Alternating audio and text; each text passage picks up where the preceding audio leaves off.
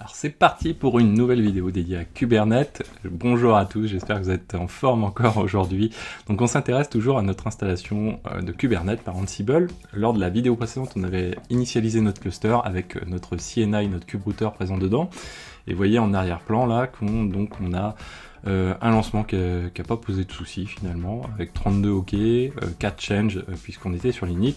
Donc on va s'intéresser aujourd'hui au join, puisqu'il va falloir quand même que notre cluster soit un vrai cluster. Là, pour l'instant, on n'a qu'un seul master qui a servi à initialiser le cluster. Donc, on va installer des masters, donc 2 autres masters, et des workers, potentiellement plusieurs. Hein, pareil sur les masters, potentiellement plusieurs, il faut prévoir le coût. Donc, jingle, et c'est parti.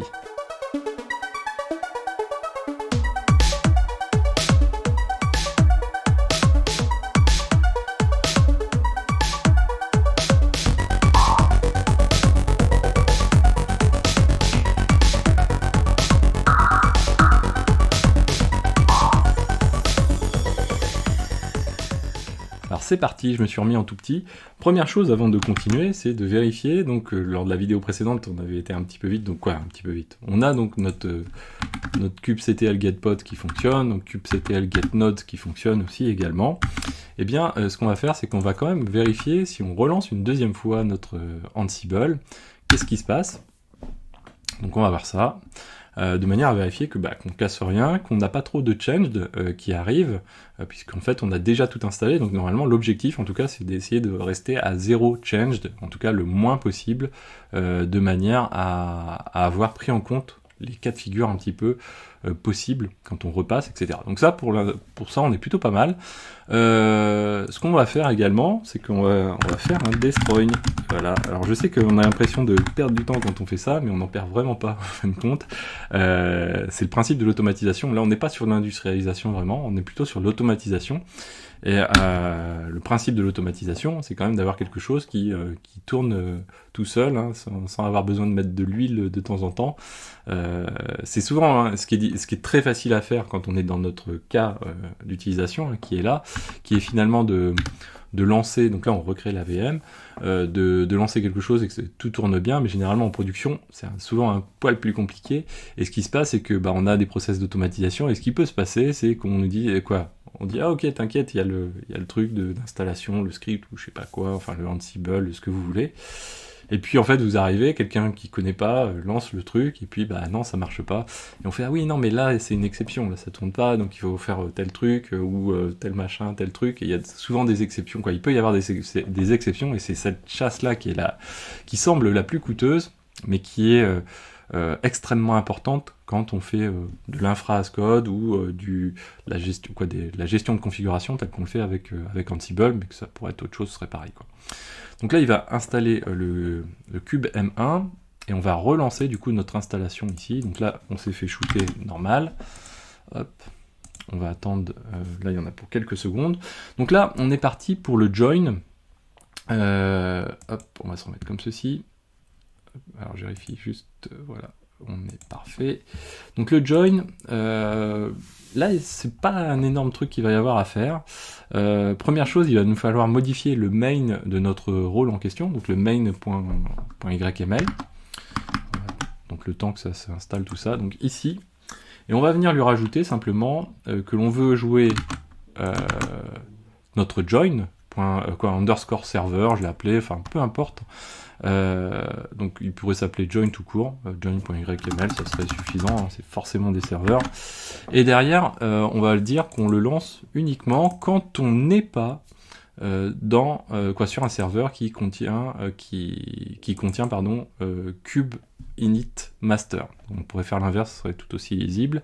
C'est-à-dire qu'en fait, dès lors que je ne suis pas sur un cluster un serveur qui est qui est le master d'initialisation, je ne veux pas jouer ça, parce que je sais que je vais déjà avoir joué finalement l'init qui est avant, et donc je ne vais pas join un master qui a servi à l'initialisation à lui-même, quoi. Donc ça ne fonctionne pas.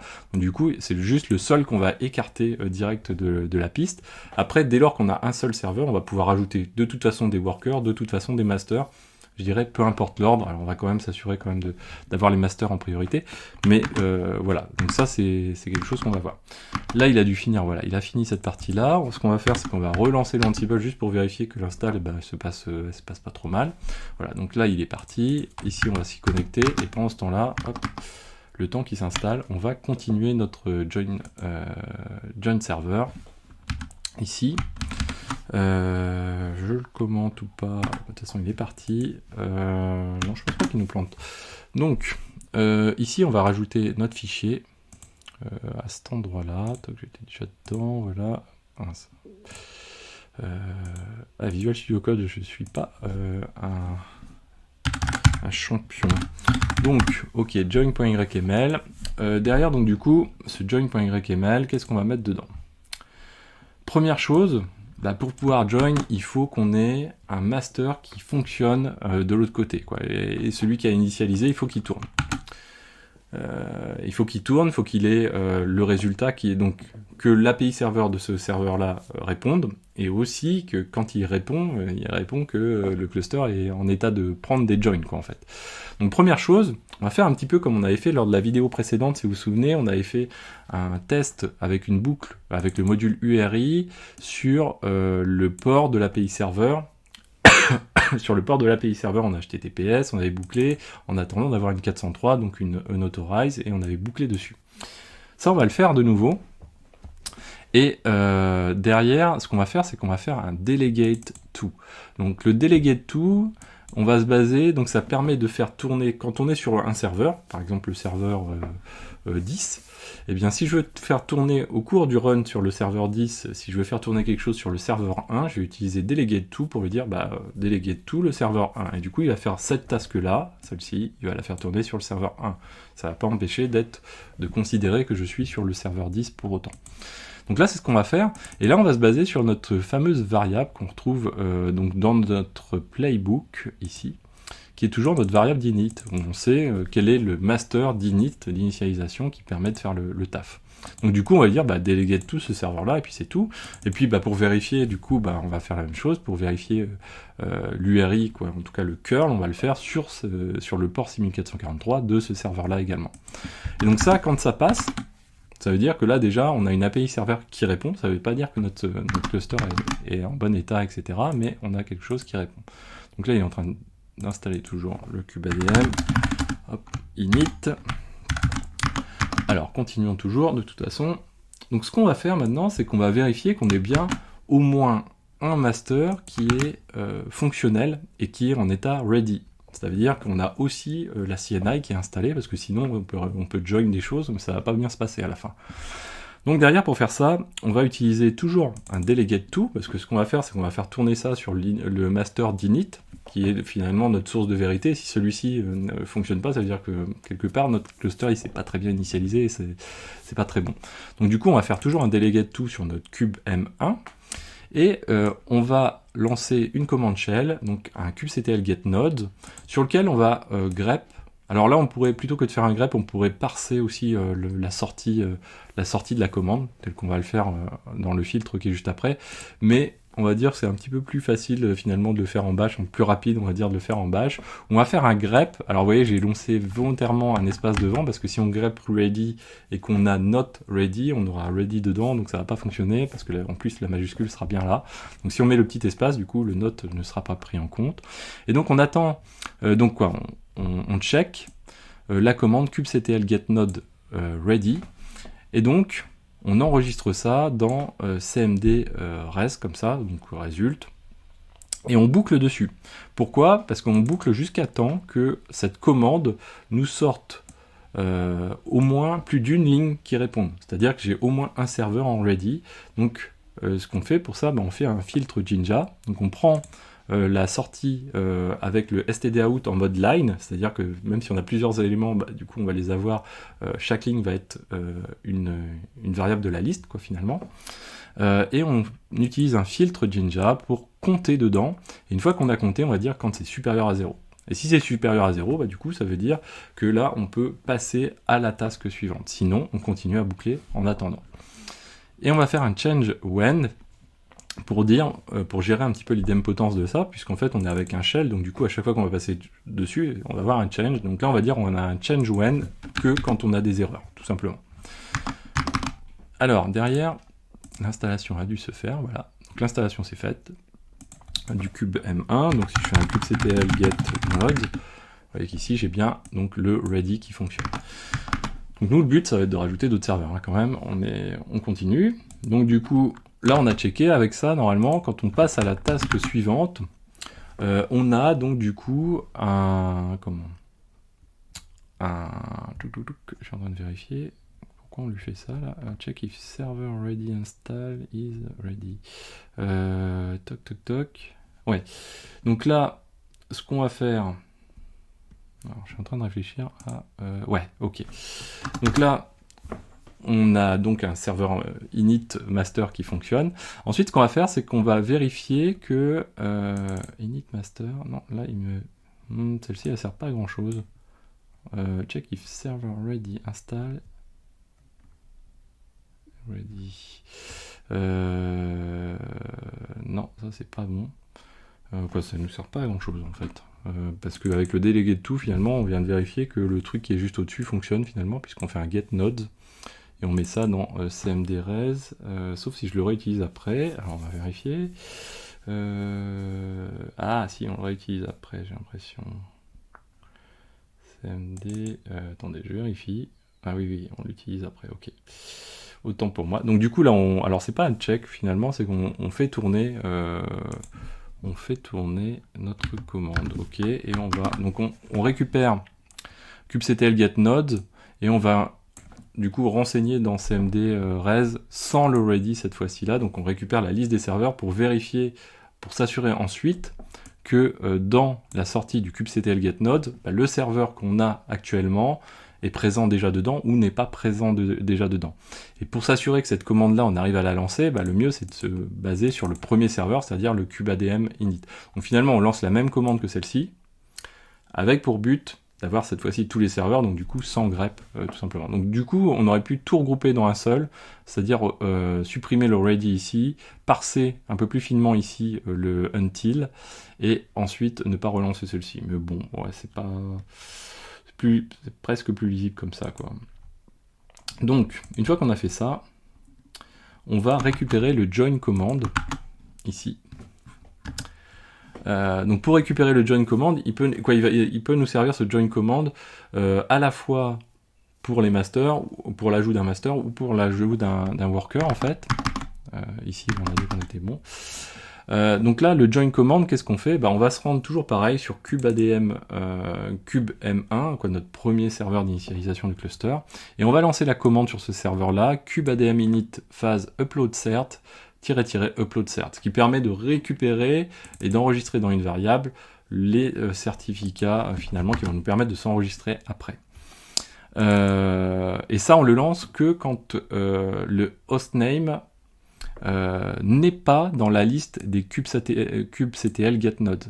Puisqu'en fait, si notre serveur est déjà présent dans la liste des kubectl get nodes, comme c'est le cas de celui qui est là, mais si j'ai le cube M1, M2 qui est déjà dedans, ça veut dire que finalement, j'ai pas besoin de le join, puisqu'il est déjà join au cluster, donc finalement, j'ai rien à faire, j'ai pas besoin de faire le join en question.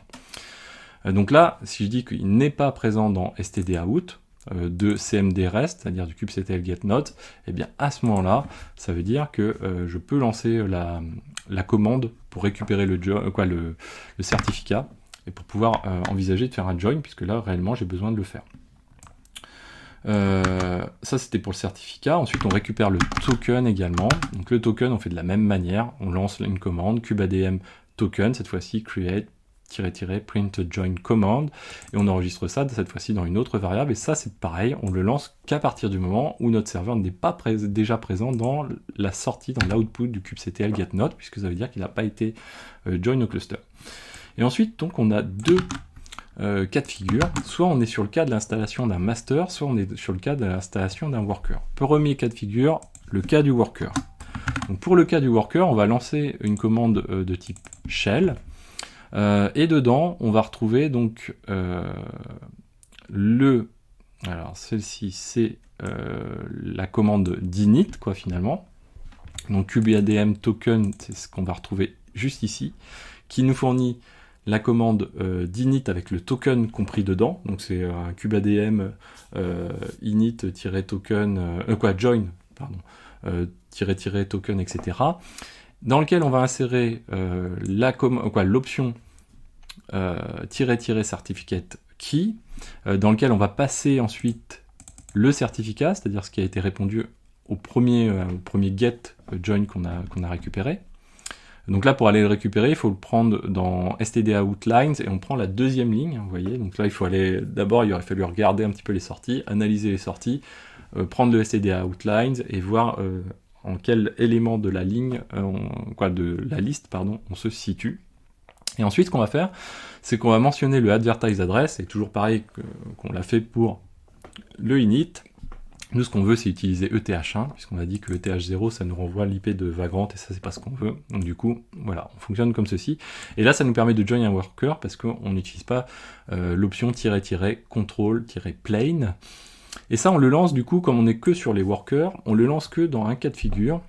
C'est quand notre serveur, donc c'est-à-dire Ansible hostname, n'est pas dans le résultat de stdout, c'est-à-dire qu'il n'est pas présent ici. Alors, là il y a peut-être une coquille. Non, c'est bon. Donc n'est pas présent ici. Voilà, dans le kubectl get node, comme pour les autres, hein, c'est-à-dire que s'il est déjà présent, ça veut dire qu'il est déjà join, donc ça sert à rien. Et puis, le Ansible hostname, comme on est dans le cas des workers, il est présent dans le groupe, dont la variable cube worker group name est définie, on l'a déjà vu, dans le playbook ici. Voilà, cube workers avec un S. Donc on vérifie que notre inventory est bien basé dessus avec un S, il n'y a pas de souci. Donc ça, on l'a fait du coup pour les workers. Du coup, maintenant, vous savez que pour les masters, on a juste une légère variation à faire, qu'on pourrait induire directement même dans la même commande. Mais bon, après, ça commence à faire un peu chargé. Mais on pourrait avoir une partie qui soit optionnelle. C'est-à-dire, on change une seule chose. Si je dis pas de bêtises, oui, c'est une seule chose. Ouais. C'est le -control plane qu'on rajoute, parce que là, on veut ajouter un master. Et comme on veut ajouter un master, on ne veut pas qu'il soit déjà présent dans le kubectl get node, mais on veut pas non plus, et on veut par contre qu'il soit présent dans le groupe cube qui correspond à notre variable kubeadm master group name. Ok, donc là, ce qu'on fait, on va faire un vagrant up total, c'est-à-dire on va avoir la totalité de nos serveurs qui vont être lancés à la fin. Donc kubem1, kubem2, kubem3. On va avoir aussi cube, vous voyez, cube W1, cube W2. Donc on va avoir deux masters supplémentaires qui vont venir se rajouter et deux workers supplémentaires qui vont venir également se rajouter. Donc là, on va attendre quelques secondes juste que ça arrive. Je vérifie bien que je n'ai rien oublié, surtout. Et là, ce qu'on va faire, c'est qu'on va le lancer. Le but, c'est pas de lancer l'installation des serveurs un à un. J'ai déjà vu des personnes faire ça un peu par manque. C'est souvent le problème avec Ansible, c'est quand on commence à faire des choses où on fait des selects de serveurs, donc avec le -l comme on fait ici, ou avec l'utilisation des tags, après on a moins confiance dans le lancement total du playbook. Et du coup, on a tendance à toujours le lancer partiellement, mais à jamais le faire en totalité. Ce qui n'est pas toujours très bon, parce qu'en fait, quand on le lance en totalité, après, on a parfois des surprises, parce qu'on est passé à côté des trucs. Donc là, ce qu'il faut, nous, c'est quand on va le relancer, c'est le lancer en mode comme ceci.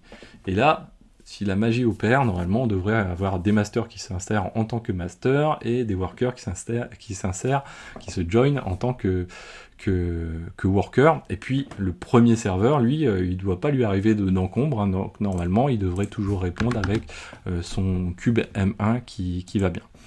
Donc là on a cube M2 qui répond. Ce qu'on va faire, on n'est pas obligé d'attendre la totalité, on va le laisser dérouler à l'installation de Vagrant, mais quand il va arriver à cube M3, on va lancer le Ansible, le temps que les joins se fassent. Ça demande un petit peu de temps, surtout quand on est en mode séquentiel. C'est là où c'est intéressant, ce qu'on avait vu lors de la toute première vidéo, c'est que là on est en serial et pour tous les serveurs. Et là, si on voulait gagner du temps, ce qu'on pourrait faire, c'est jouer en serial sur un serveur pour cube M1 et ensuite paralléliser complètement l'install des autres serveurs c'est-à-dire finalement aboutir sur un truc qui n'est pas CubeM1, donc tout ce qui n'est pas CubeM1, dans un autre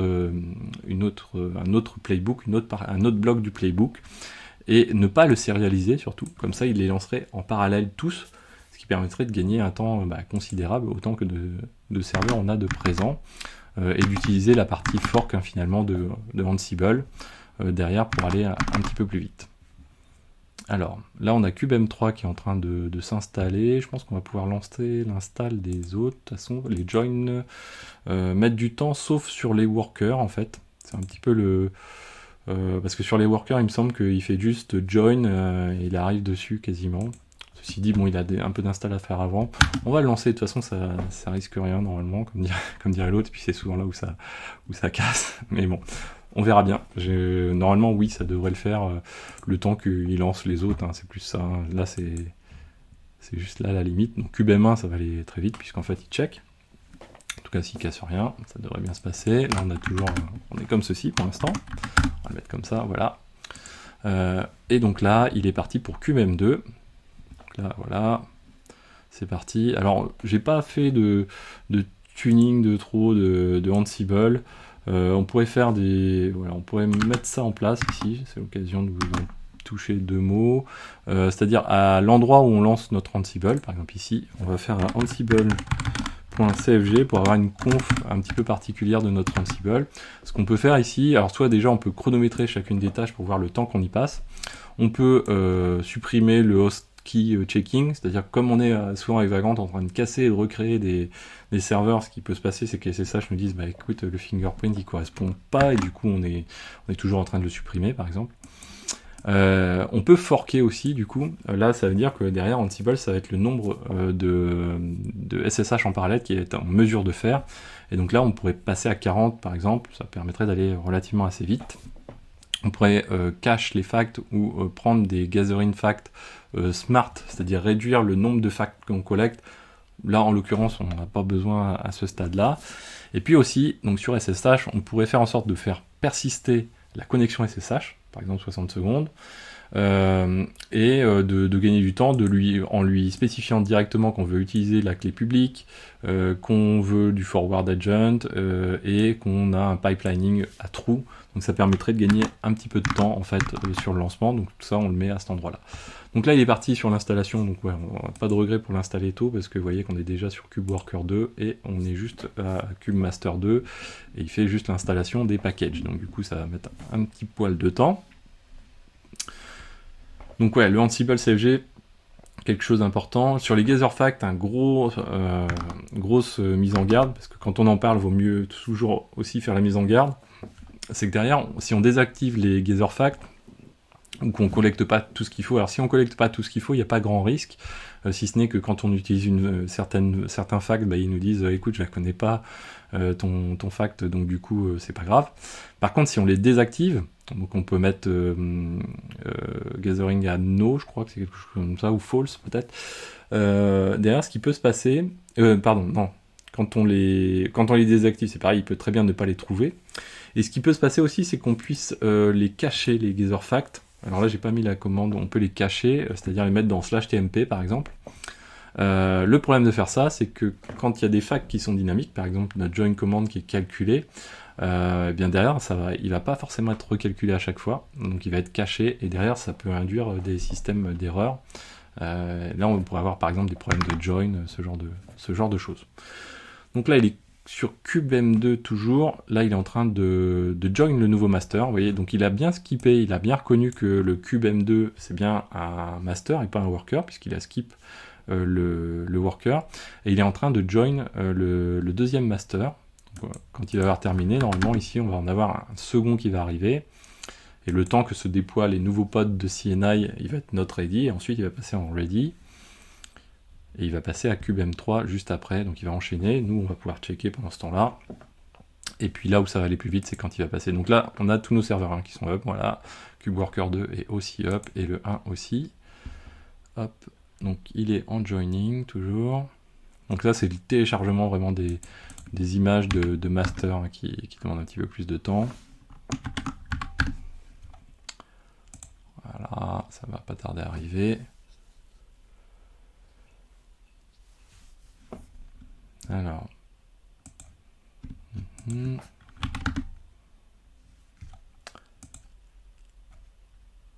Voilà, c'est vite.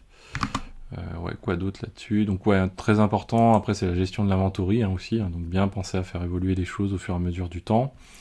Nous on peut pas utiliser toutes les fonctionnalités avancées un peu de l'inventory, c'est-à-dire les patterns ici on peut pas les utiliser puisqu'en fait on a des IP qu'on définit pour chacun des hosts puisqu'on n'a pas de DNS strict dessus. Alors, ça devrait pas tarder à arriver. Ah, alors là, alors, entre guillemets, c'est bon signe, c'est que kubectl ne répond pas, c'est-à-dire que le join du master est vraiment en cours. Ça se passe plutôt quand on fait entre le 1 et 2. Voilà, ça devrait pas tarder à arriver, voilà. Donc là, il est change et il passe au suivant. Donc là, si je fais un get node, voilà. Donc là, il est not ready pour l'instant.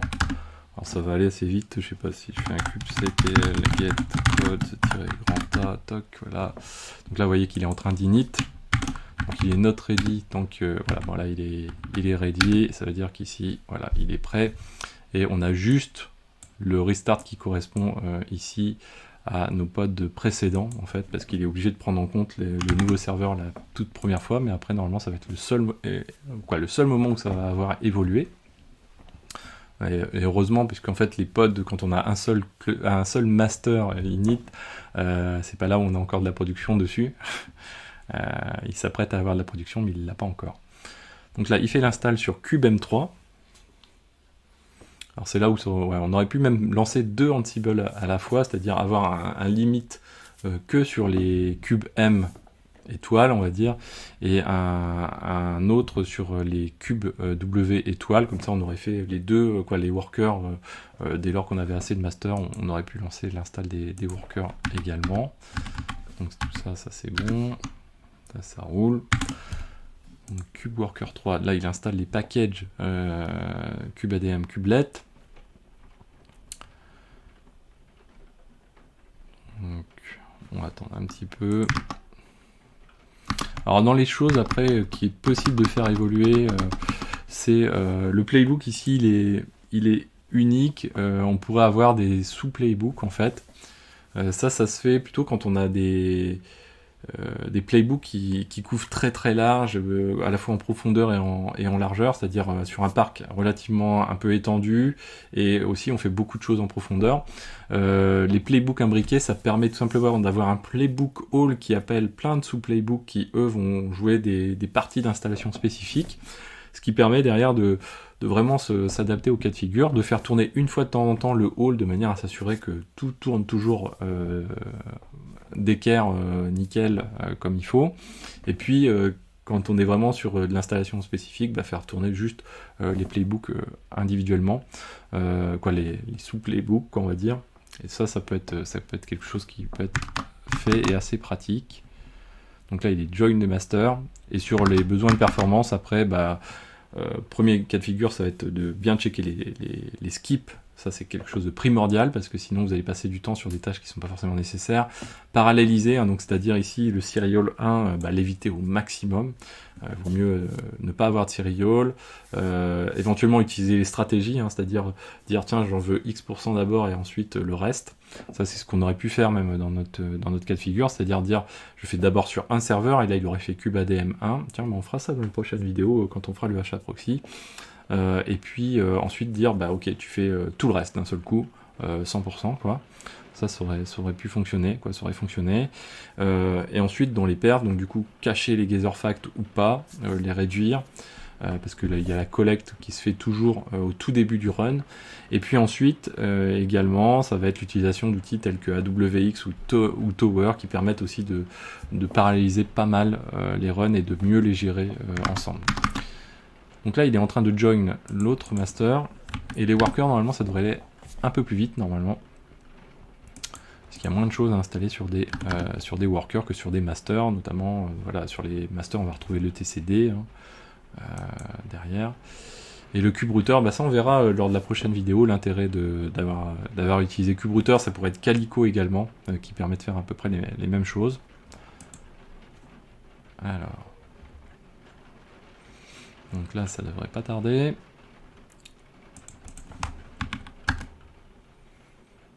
Vous voyez que là, ça fait, tiens, on a même le temps, 4.24 entre le serveur précédent et maintenant.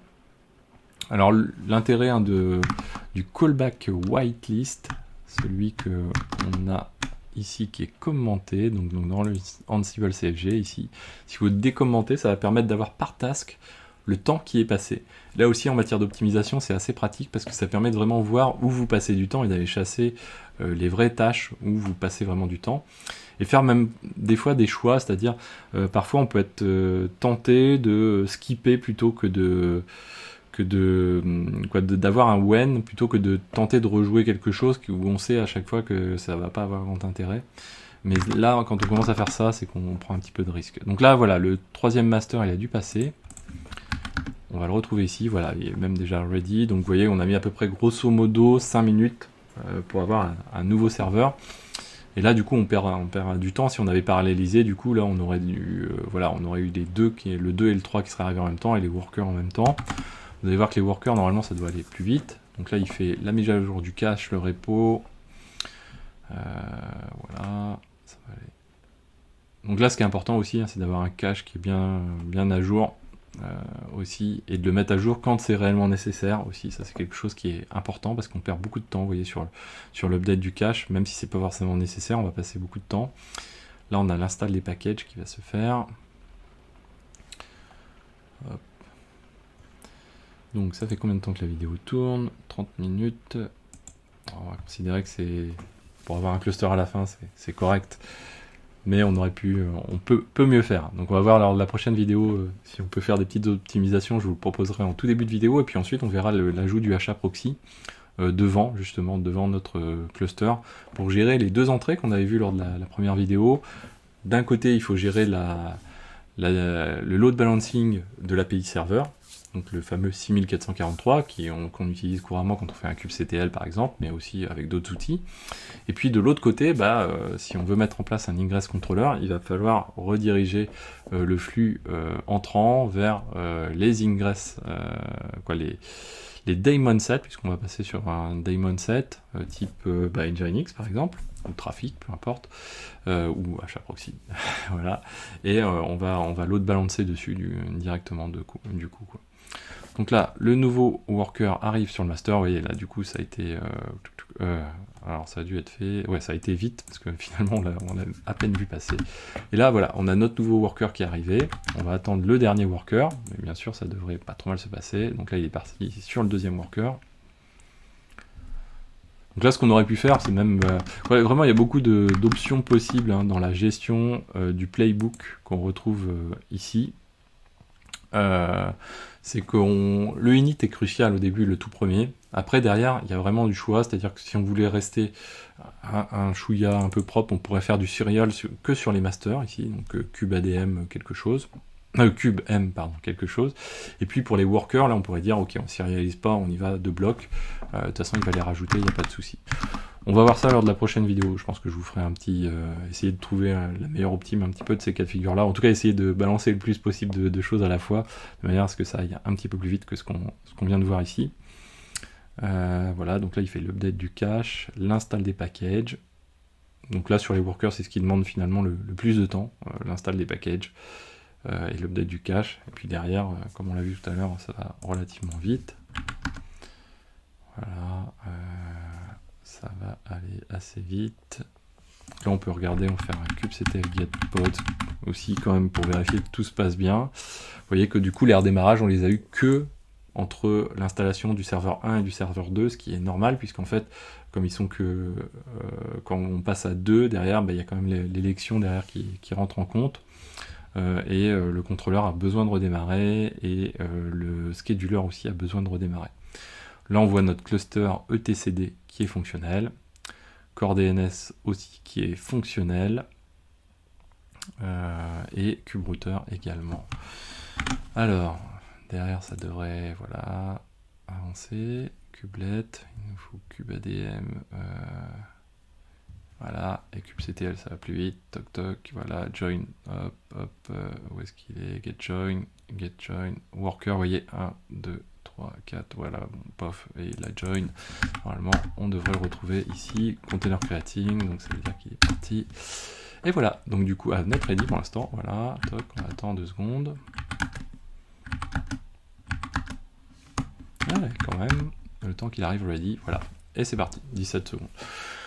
Voilà, donc on a fait cette installation de cluster, déjà, c'est déjà pas mal. On va faire, lors de la prochaine vidéo, petit optime peut-être, et HAProxy. J'espère que cette vidéo vous a plu, n'hésitez pas à la partager, à mettre des pouces bleus, à commenter, à rejoindre, cliquer sur rejoindre, ça me permet de me soutenir, que je m'achète des livres également. Voilà, et donc je vous dis à très bientôt sur Xerki. Ciao à tous.